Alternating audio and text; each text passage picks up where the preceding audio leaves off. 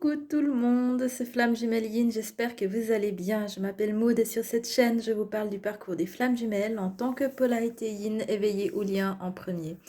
Donc dans cette vidéo, j'avais envie de blablater un petit peu avec vous au sujet de la notion de rejet parce que j'y ai un peu réfléchi ces temps et du coup il y a pas mal de trucs qui me sont venus en tête et donc j'avais envie de partager tout ça avec vous.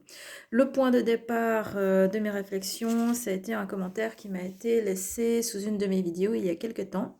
Il s'agissait de ma vidéo sur la demisexualité dans laquelle je faisais mon coming out concernant donc le fait que je suis demisexuelle. J'expliquais aussi qu'est-ce que c'est que la demisexualité et eh bien je me positionnais en fait dans cette étiquette, dans cette case, dites-le comme vous voulez, mais en tout cas dans ce que je considère pour ma part comme une identité et comme donc je revendiquais un petit peu mon droit en fait à cette identité. J'expliquais aussi dans les détails à quel point ça avait été compliqué pour moi à notre époque de m'accepter en tant que demisexuelle et de décider en fait dorénavant de le dire ouvertement pour ne plus avoir à m'en cacher. Donc j'ai reçu un commentaire qui était, on va dire, pas très aimable. Je tiens à préciser d'emblée que je ne l'ai pas du tout mal pris parce qu'honnêtement je suis mais alors, complètement au-dessus de ça. Par contre, en le lisant, je me suis dit: ah ouais, mais c'est ça en fait, c'est ça» et donc du coup, ça m'a amené à plein de choses, en tout cas en termes de réflexion que j'avais envie de partager avec vous. Alors le commentaire, donc moi je ne l'ai pas supprimé même si, s'il était resté, je l'aurais fait parce que c'est une volonté en fait de ma part que je ne souhaite pas avoir d'énergie toxique, sur cette chaîne donc je l'aurais éventuellement supprimé sauf que je n'ai pas eu besoin de le faire car la personne qui l'a laissé l'a supprimé d'elle-même.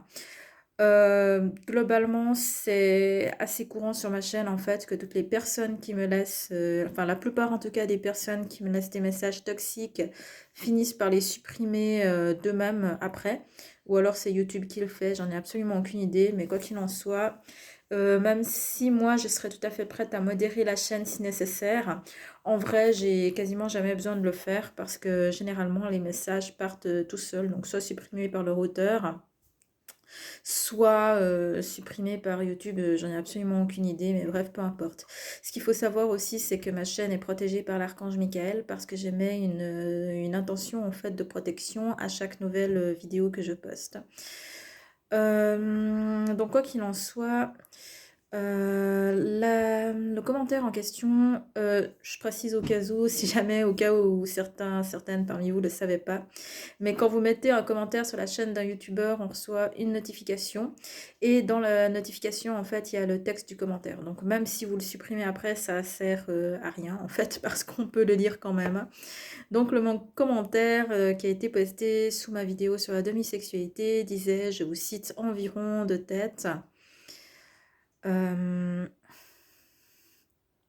arrêtez de vous chercher des excuses, vous n'êtes qu'une gamine. Vous essayez de trouver des excuses à ce qui n'est rien d'autre que des problèmes psychologiques. Des psychologues, on en trouve à l'appel, il vous suffit d'en trouver un. C'est déplorable de voir ça à notre époque en 2021. Voilà, en gros, ça disait à peu près ça. Moi, je l'ai vu, j'ai trouvé ça pas aimable, et puis bah, j'ai souri et j'ai essayé de le supprimer, mais en fait, j'ai pas pu parce qu'il était déjà supprimé. Donc, qu'est-ce qu'on obtient dans un commentaire comme ça? Donc, déjà, pour commencer, dans ma vidéo sur la demisexualité, je parle d'un spectre qui est en fait l'échelle de la sexualité, de ce que j'ai appelé la sexualité et l'asexualité. Parce que la sexualité et la sexualité en langue française, par audio, en tout cas, ça sonne la même chose. Donc, sexualité et asexualité, donc c'est un spectre, tout comme il y a un autre spectre qui est le spectre de l'hétérosexualité et de l'homosexualité. Donc si on était sur le spectre de l'homosexualité, un commentaire de ce genre, je crois que la personne qui l'a laissé s'appelait Ingrid ou quelque chose comme ça. Donc chère Ingrid, si on était sur le spectre de l'homosexualité, un commentaire comme ça, on appellerait ça de l'homophobie.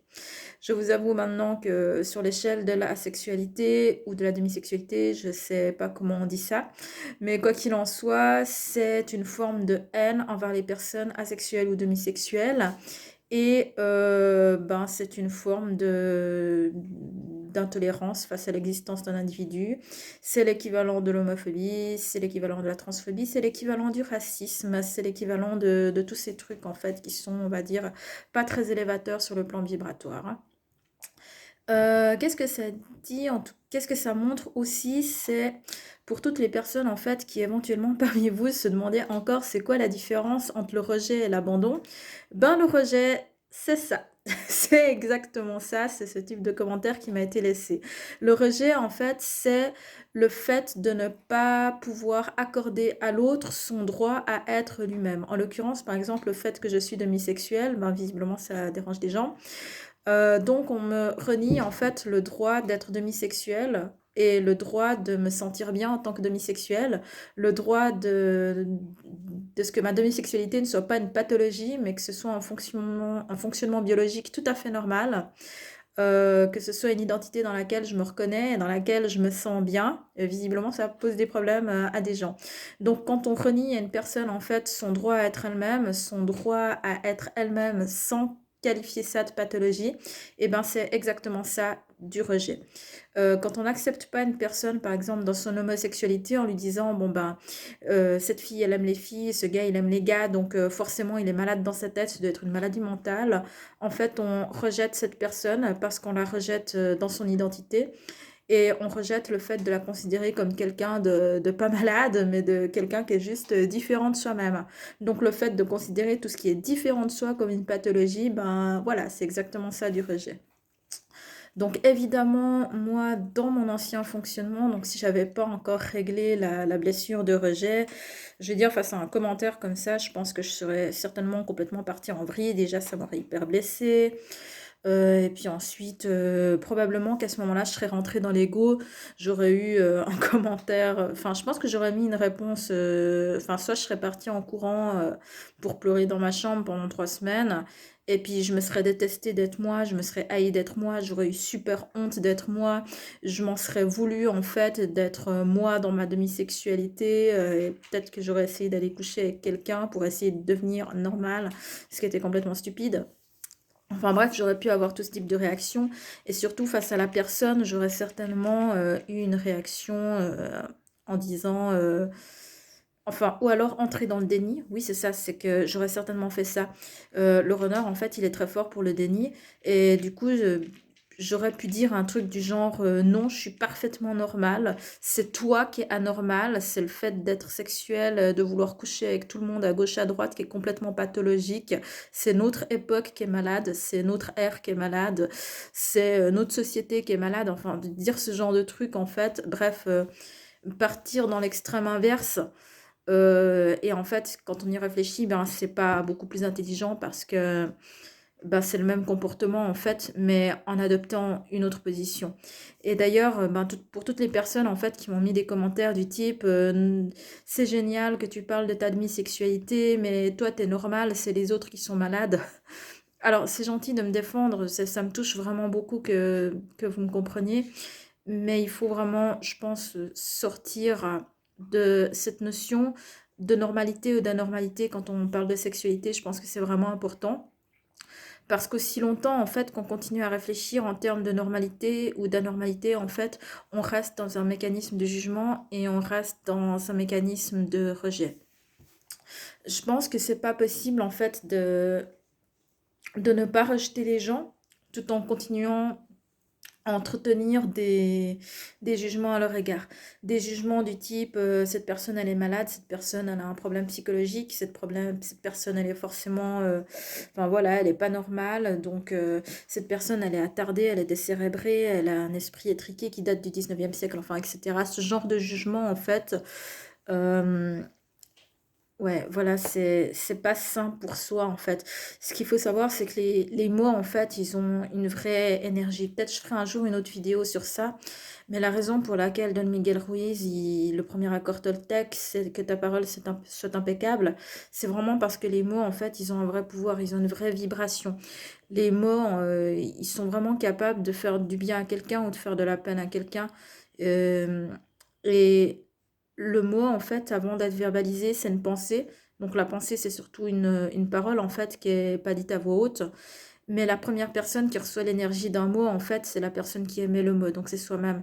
Et quand on dit du mal de quelqu'un d'autre, ou quand on dit du mal à quelqu'un d'autre, en fait, c'est nous-mêmes qui recevons la vibration de ce mot en premier, et c'est nous-mêmes qui en souffrons en premier, en fait. Donc avant de faire du mal aux autres, on fait d'abord du mal à soi.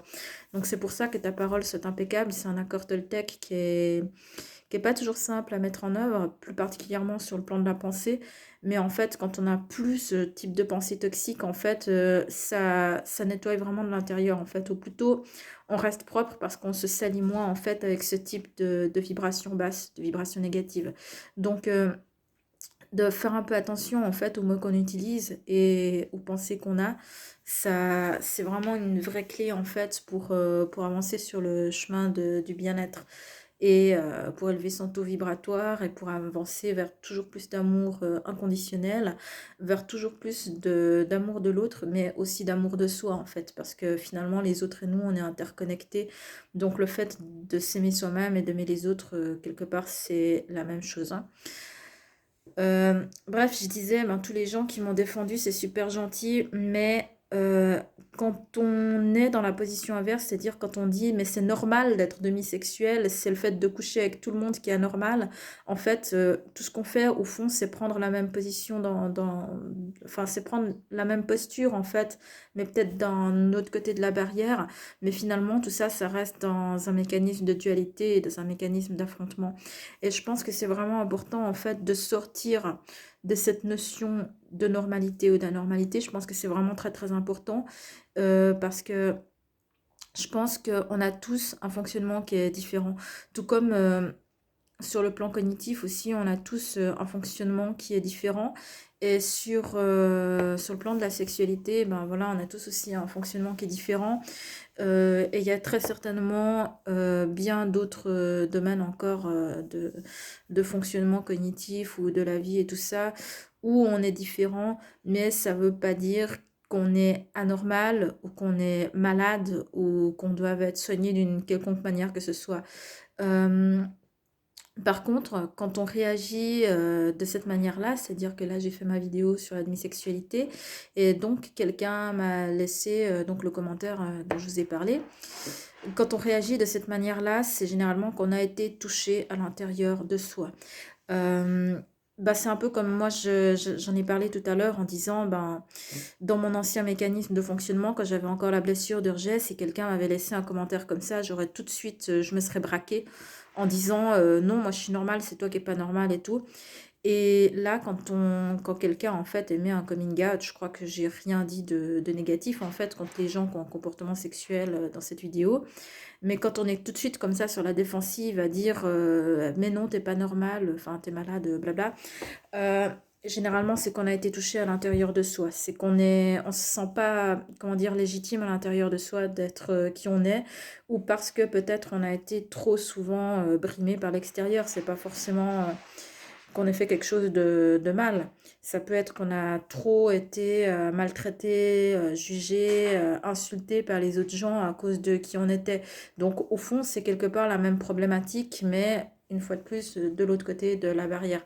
Donc c'est pour ça, quand on a ce type de réaction, on a vraiment envie de sauter sur les gens en disant non, tu te trompes, c'est moi qui ai raison. C'est toi qui n'es pas normal, c'est moi qui suis normal. Enfin bref, ce genre de réaction. En fait, ça révèle, enfin, d'une façon générale, quand il y a une réaction, en fait, c'est toujours qu'il y a l'ego qui réagit. Et quand l'ego il réagit, c'est toujours qu'il y a une blessure quelque part. Donc, c'est important, en fait, dans ce type de situation, de vraiment retourner le miroir vers soi.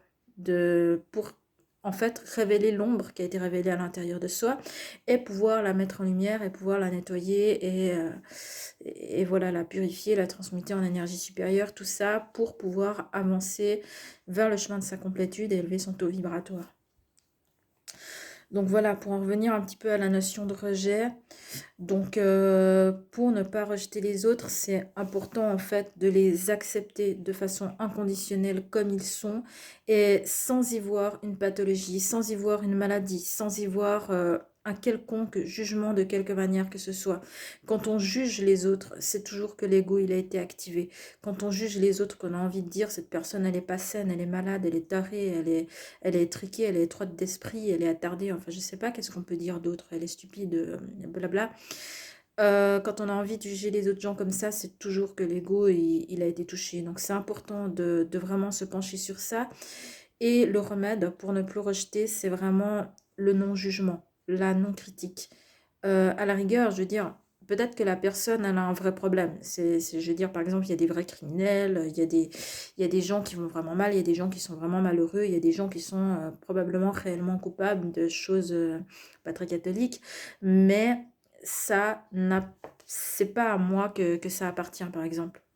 Mettons que quelqu'un ait commis un crime grave, et ben, il y a des juges qui vont s'en occuper, il y aura une justice, il y aura des lois, mais c'est pas à moi de juger la personne parce que moi, si je le fais, je vais juste m'abîmer moi-même. Et du coup, il faut savoir en fait ne pas se charger en fait de fardeaux qui ne nous appartiennent pas. Ça, c'est vraiment très important. Euh, pour ne pas rejeter l'autre, c'est vraiment sortir de ce cycle de jugement et entrer en fait plutôt dans une pensée qui est liée à l'acceptation inconditionnelle de l'autre. Donc pour les runners, généralement, c'est assez naturel en fait cette manière de fonctionner. C'est que le runner, quand il pense au chaser, il se dit je comprends pas toujours comment il fonctionne, mais il a ses raisons et il est trop bien. Enfin voilà, ça c'est ce que je me disais moi au sujet de mon cher et tendre. Et voilà. Mon autre, en fait, il n'avait pas que des qualités, loin de là. Mais il n'empêche que ses défauts, enfin, ils sont toujours, ses défauts sont adorables. Ça a toujours été des défauts qui me touchaient et j'aurais jamais voulu qu'ils changent et je refusais qu'ils changent d'ailleurs. Comme je l'ai dit plusieurs fois, le runner, quand il quitte la relation, c'est parce qu'il ne peut pas se résoudre à l'autre de changer parce qu'il pense qu'il va lui faire plus de mal comme ça en fait. Mais j'ai déjà fait des vidéos sur ça, donc à la rigueur, allez les voir. C'est comment le chaser rejette le runner, la fuite du runner expliquée en 5 points, etc. Donc voilà, je vais pas y revenir, mais tout ça pour dire que enfin, c'est important de sortir du rejet et dans ce type de situation, c'est que quand on réagit comme ça, c'est qu'on est encore dans le rejet. Voilà, voilà, voilà. J'avais juste envie de papoter ça avec vous parce qu'il y avait cette anecdote qui était arrivée et que j'avais trouvé ça sympa en fait de rebondir dessus pour faire une espèce de petit partage. Bah, j'espère que ça vous a intéressé. N'hésitez pas à me laisser des témoignages, des commentaires, des pouces parce que ça fait toujours plaisir. Et je vous dis de prendre soin de vous et à bientôt dans une prochaine vidéo. Ciao, ciao, bisous, bisous.